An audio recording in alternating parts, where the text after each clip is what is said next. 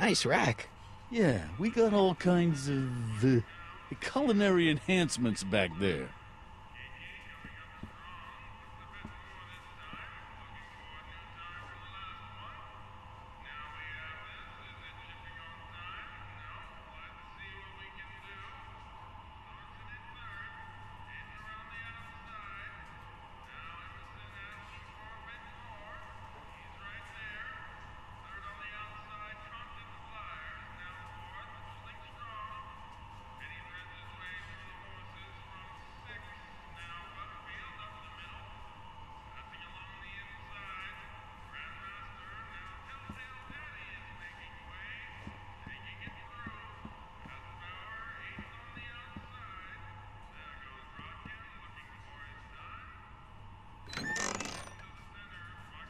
The kitchen's for management only, rummy.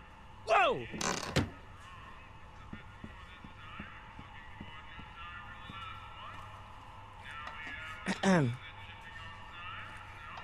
Okay. Hey, never mind.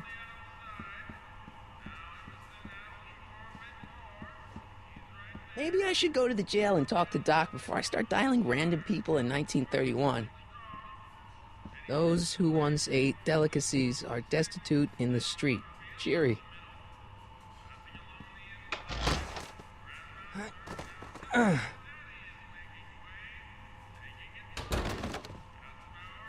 There's no way I'm gonna keep that door open without some help.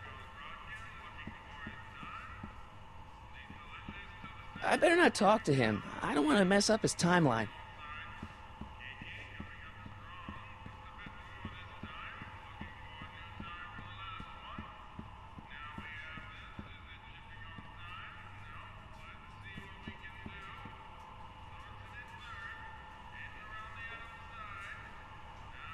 What are those tables for? We keep a few extra tables around for our end-of-the-month hobo soirees.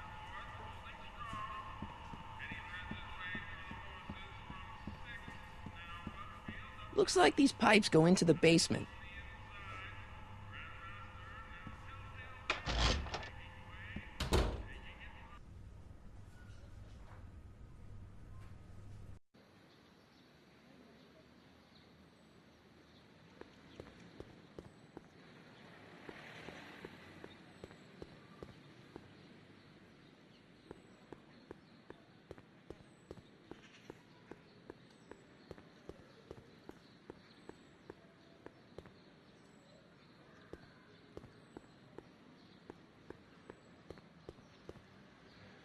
Doc!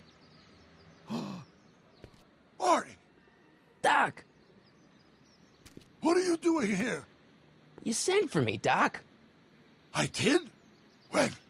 May 14th, 1986. 1980? The automatic retrieval system, of course. I'd almost forgotten about that. So what's our plan for getting you out of here? Plan? We don't need a plan. We don't. Not in the slightest. The police picked me up for that speakeasy fire a couple of weeks ago, but the DA hasn't got a case. They're releasing me tomorrow morning. So basically, I traveled 50 years into the past to deliver your car? Sorry about that, but it's so wonderful to see you. We have a lot of catching up to do. Yeah, you might want to hold off on that, Doc. Great Scott! I'm going to be gunned down by gangsters on the steps of the courthouse. Why would they do that? Guess they didn't approve of my burning down their speakeasy. Very funny, Doc. Maybe now we should come up with a plan? A plan, right. But what?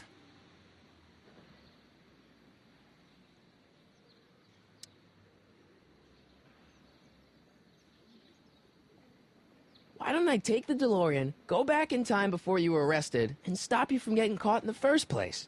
Don't even think about it. Without my unjust incarceration, the events that sent you into the past might never happen, resulting in a paradox of continuum-shattering proportions. Jeez, we've been back together for 5 minutes, Doc, and you're already talking about the end of the universe. I've missed that. Don't be ridiculous, Marty. I was only referring to the end of the universe as we know it.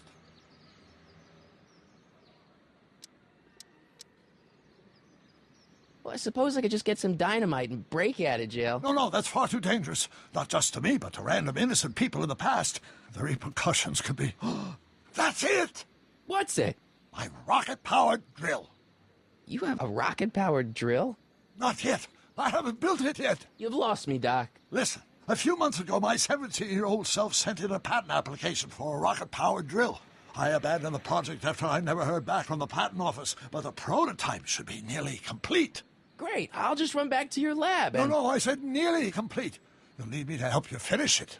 How the hell am I supposed to sneak a half-finished rocket-powered drill into your cell? Not me. 1931 me. Wait a minute, Doc. You want me to convince your 1931 self to build a rocket-powered drill to break you out of jail? Precisely. Okay, let's say I go along with this crazy idea. Where can I find you? I mean, the other you. How should I know? It was over 50 years ago. Why don't you go over to the soup kitchen next door and give my house a call? They'll know where to find me. Soup kitchen. Got it. Just stay away from the soup. It'll cause irreparable damage to your digestive system.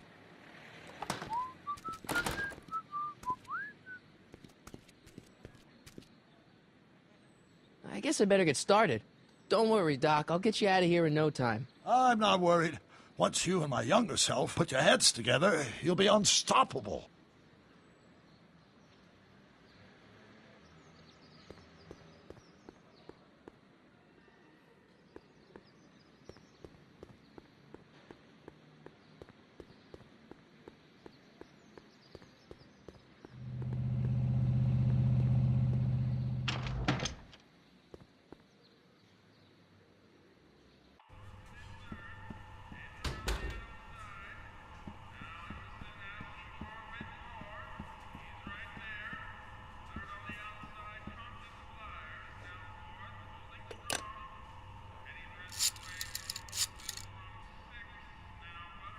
Brown residence?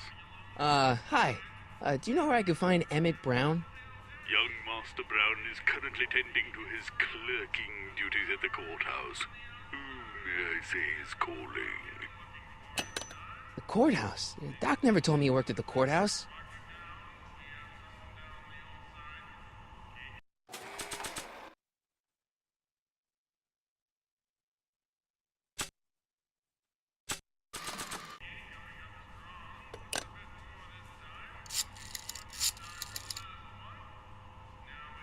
Brown residence?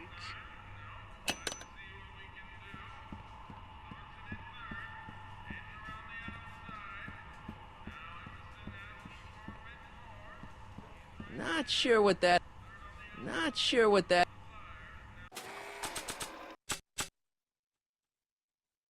Brown Estate. Klondike 51038.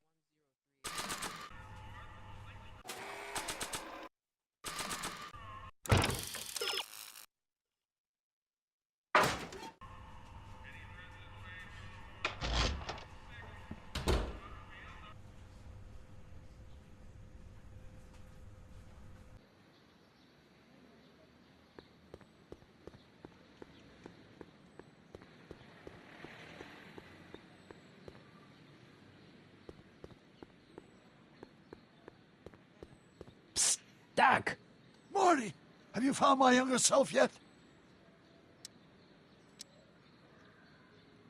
So, according to the British guy on the phone, you're working at the courthouse. Of course. In the summer of 31, my father made me work as a junior clerk. That doesn't sound like any fun. I hated every minute of it. My father was, strict. In any event, you should head over to the courthouse right away and introduce yourself to me.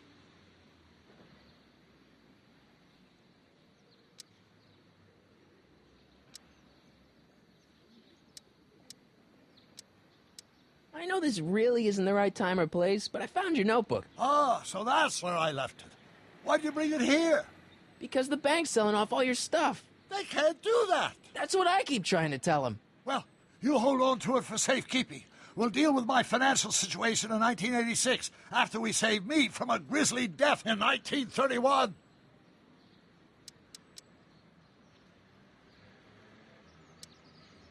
What's the story with this kid Tannen jerk anyway? Biff's father?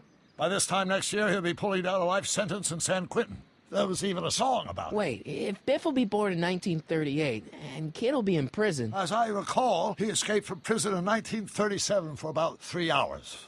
That's a busy 3 hours. No kidding.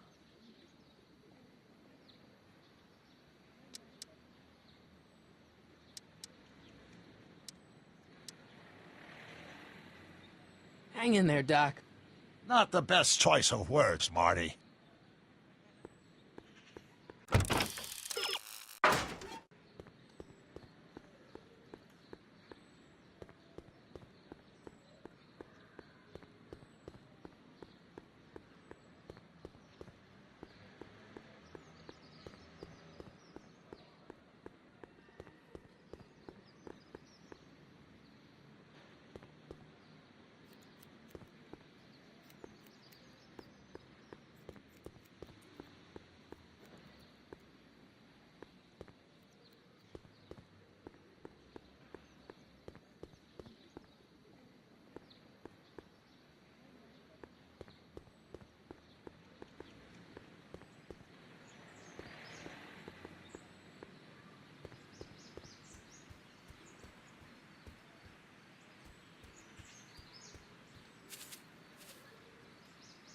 Hey, how you doing, Einie?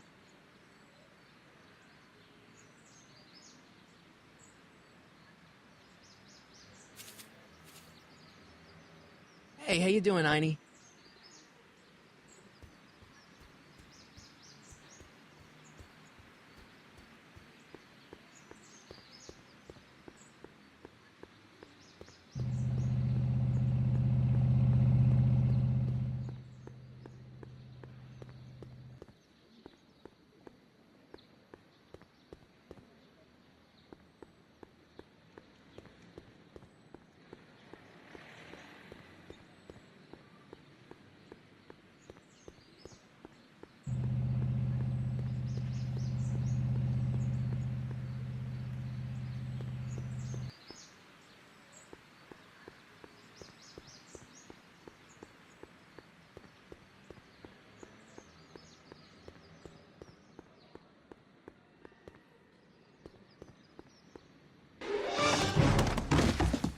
Touch those. These are very sensitive legal documents. Nobody is supposed to handle them but sworn officers of the court.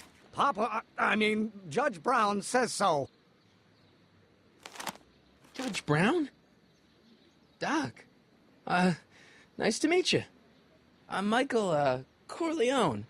Emmett Brown. But I am a law clerk, not a doctor. Now please get out of my way. I have important business to transact. Naturally, H2A multiplied by the inversion of H... I don't need to go in there anymore. Listen here. Or do we take H to stand for the Hermitian line operator? But in that case, H to the A multiplied by the inverse of A might well be equal. Listen, Emmett, you don't know me, but I'm your friend. I'm not big on friends. They get in the way of work.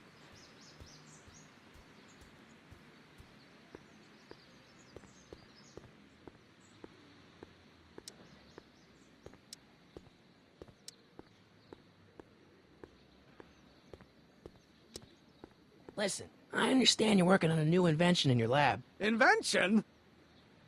You must have me mixed up with somebody else. I'm in law. I have absolutely no interest in science.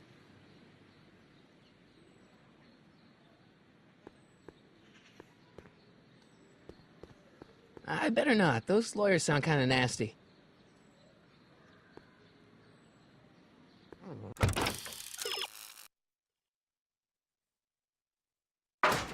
Oh, no, H. I'm going to be the inverse. Oh, yes. Come on, wait up a minute. You again? Can't you see I'm busy?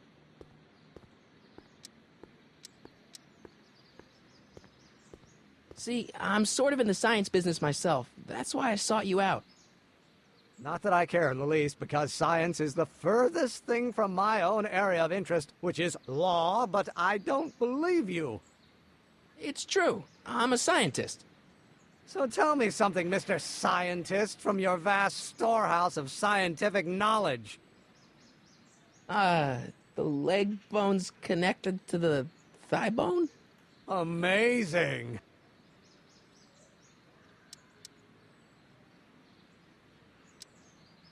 Okay, so you don't want your old man to know. That's fine. Listen, we all keep secrets. But I'm telling you, you can level with me about this science project of yours. I am not a scientist. Go ahead, ask me what E equals.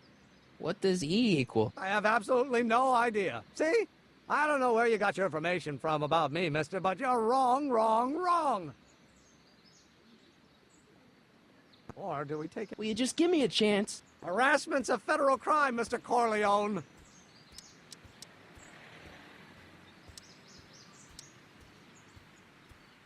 Come on, Doc. Emmett, drop the Legal Eagle Act. I got something more important for you to do. Mr. Corleone, I'll have you know that the law is the very mortar that holds society together, and we in the legal profession are like brick masons building the edifice of the future. Your dad tell you that? Every morning. What's this important business you're up to? It's a legal matter, very complicated, very abstruse. I need to obtain 5 sets of initials on every copy of this writ of indemnification before before Judge Brown can even think of granting a waiver to the party in the first part. You have no idea what it's about, do you? That's how important it is. So, Emmett, what time are you through with work? Depends. On weeknights, Pop sometimes keeps me in the office till 9. 9 at night? But today's Saturday. Right. So I probably won't get off before 10.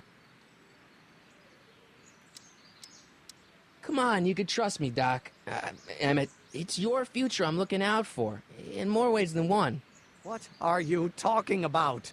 I'm talking about you and science. Oh, that word again! If you insinuate I'm a scientist once more, I'll sue you for defamation of character! Now if I... Will you just give me a chance? Harassment's a federal crime, Mr. Corleone. How about you knock off work early and I'll buy you a beer, or soda. What do you say? Don't try to tempt me from my duty with sugary beverages. Keeping the wheels of justice turning, that's my one passion in life. Besides, if I left before 8, my pop would kill me. Sounds like you're a little scared of your father. Scared of my father? Pop is the most learned, just, incorruptible judge that Hill Valley has ever seen. The only people scared of Judge Brown are people with a dark secret to hide. And I don't have a dark secret to hide. Emmett, about your... Don't say it. I'm gonna be the inverse.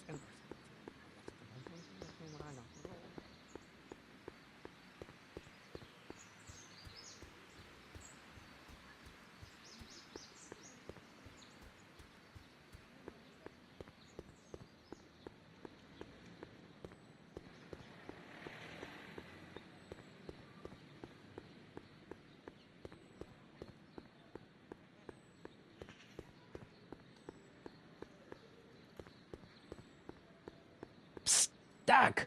Morty, how goes the escape plan?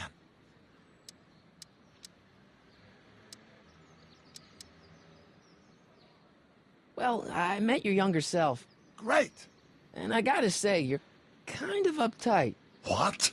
You won't even talk to me. I find that hard to believe. Tell me what happened.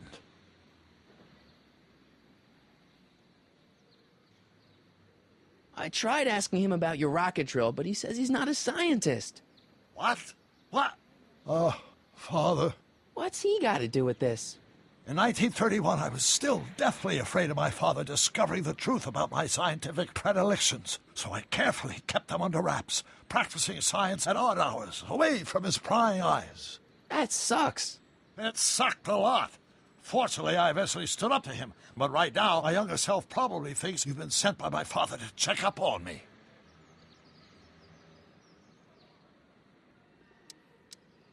What do I do to convince Teen Doc that I'm not a spy?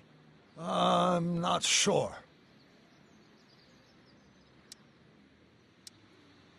You know, your younger self seems really dedicated to the law. It's a facade, I assure you. I had to keep up appearances to appease my father.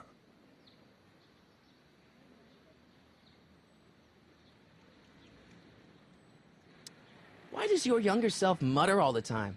Muttering? Why would I be muttering? I never mutter unless... The Hill Valley Expo! The expo? Yes, the Expo. How could I have forgotten?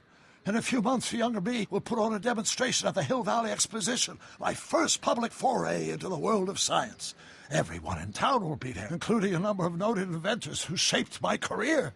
So, it was a big success? No, it was a miserable failure, but it was a spectacularly miserable failure, one which marked my transition from an amateur garage scientist into a professional seeker of truth.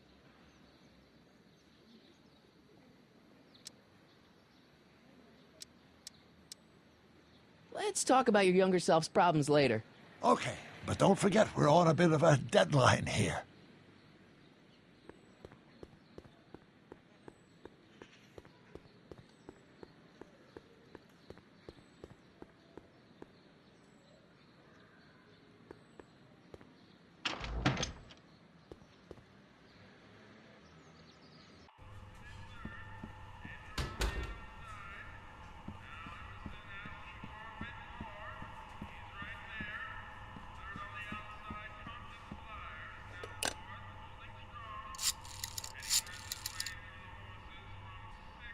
Brown residents.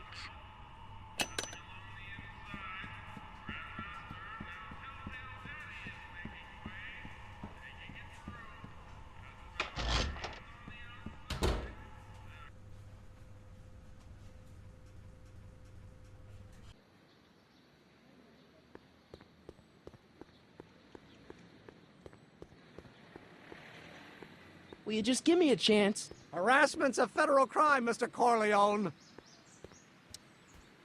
Emmett, about Don't your... say it. Or do we take H to stand for the Hermitian line operator? But in that case, H to the A multiplied by the inverse of A might well be equal to A's expectation value. Hey, how you doing, Einie?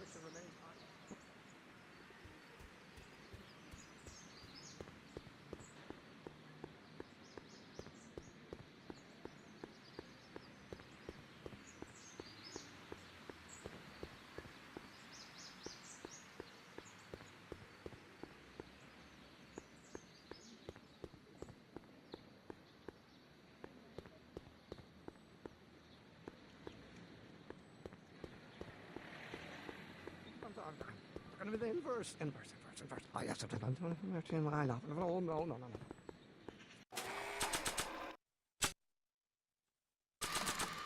Oh. Or do we take H to stand for the Hermitian line operator? But in that case, H to the A multiplied... Oh, think, Emmett, think. H to the A multiplied by the inverse of A. H to the A multiplied by the inverse of A.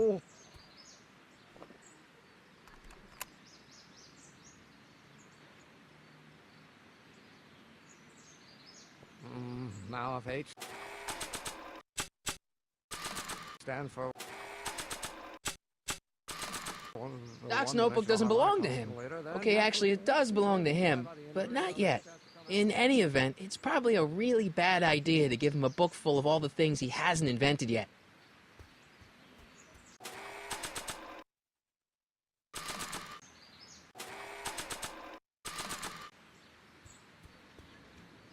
I really don't think they need to know the Brown family phone number.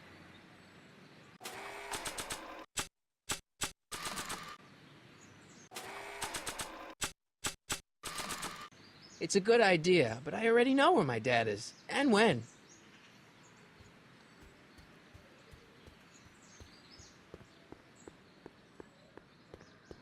Now if H stands...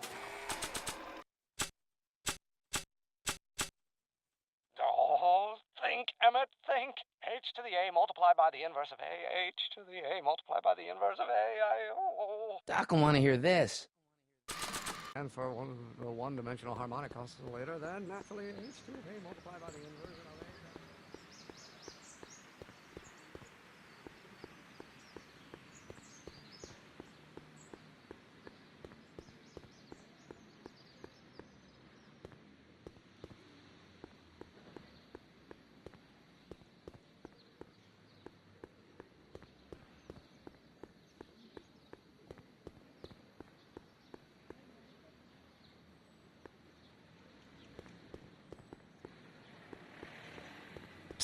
Doc!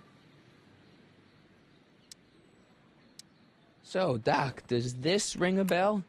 Oh, think, Emmett, think. H to the A multiplied by the inverse of A. H to the A multiplied by the inverse of A. Good grief! Is that me? I sound so... Young? I was going to say intense. I forgot how wound up I used to get. Yeah, but what are you muttering about? Oh, that's easy. It's Ivanov's conundrum. Just tell my younger self that H equals a Hamiltonian operator. Won't giving him the answer mess up the time stream? Only if it turns out that reality is actually nothing more than a holographic illusion created by the interplay of subatomic particles on a vast two-dimensional membrane. So... It'll be fine.